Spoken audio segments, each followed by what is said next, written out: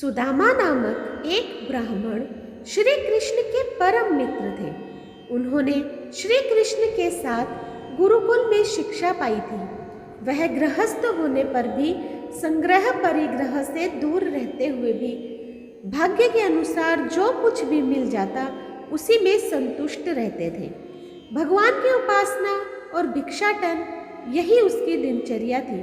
उनकी पत्नी परम पतिव्रता और अपने पति के साथ हर अवस्था में संतुष्ट रहने वाली थी। एक दिन दुखिनी पतिव्रता भूख के मारे कांपती हुई अपने पति के पास गई और बोली, भगवान साक्षात लक्ष्मीपति भगवान श्री कृष्ण आपके सखा है। वह शरणागत वत्सल और ब्राह्मणों के परम भक्त है। आप उनके पास जाइए। जब वह जानेंगे कि आप अन्न के बिना दुखी हो रहे हैं तो वह आपको बहुत सा धन देंगे। वह इस समय द्वारिका में निवास कर रहे हैं। आप वहां अवश्य जाइए।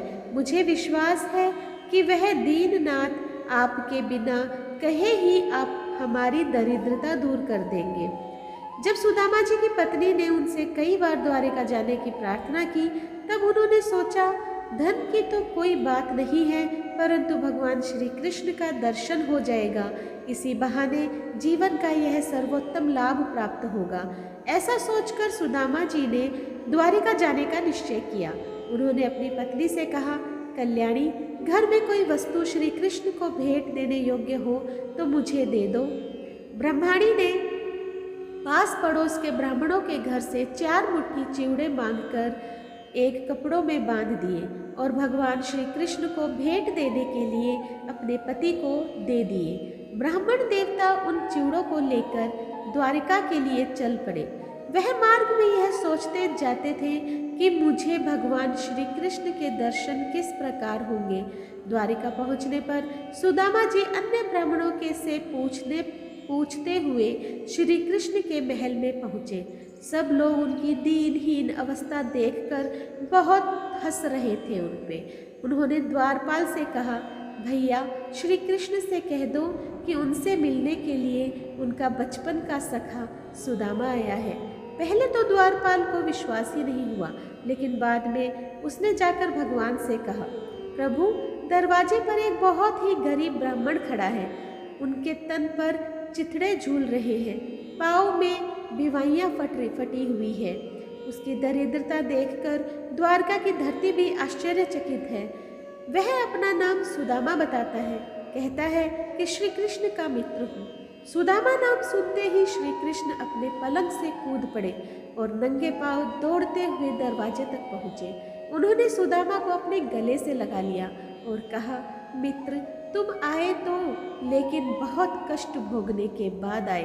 द्वारिका में तुम्हारा स्वागत है। भगवान श्री कृष्ण ने सुदामा जी को ले जाकर उन्हें अपने पलंग पर बिठाया। उनके पाँव को धोकर चरणामृत लिया तथा उनको स्नान करवाकर रेशमी वस्त्र पहनने के लिए दिए। रुक्मिणी जी स्वयं उन्हें पंखा झलने लगी और भगवान ने उन्हें नाना प्रकार का स्वादिष्ट भोजन करने के लिए दिया। बहुत समय तक आपस में बचपन की बातें करने के बाद श्री कृष्ण ने कहा, मित्र भाभी ने मेरे लिए क्या भेजा है। पहले तो सुदामा जी संकोच करते रहे, लेकिन अंत में श्री कृष्ण ने चिवड़े निकाल ही लिए। भगवान ने उन 3 मुट्ठी चिवड़ों के बदले सुदामा जी को अनंत संपत्ति दे डाली। धन्य है भगवान श्री कृष्ण की मित्र वत्सलता। तो दोस्तों, आज मैंने आप लोगों के सामने कृष्ण सुदामा के मिलन की कथा प्रस्तुत की है।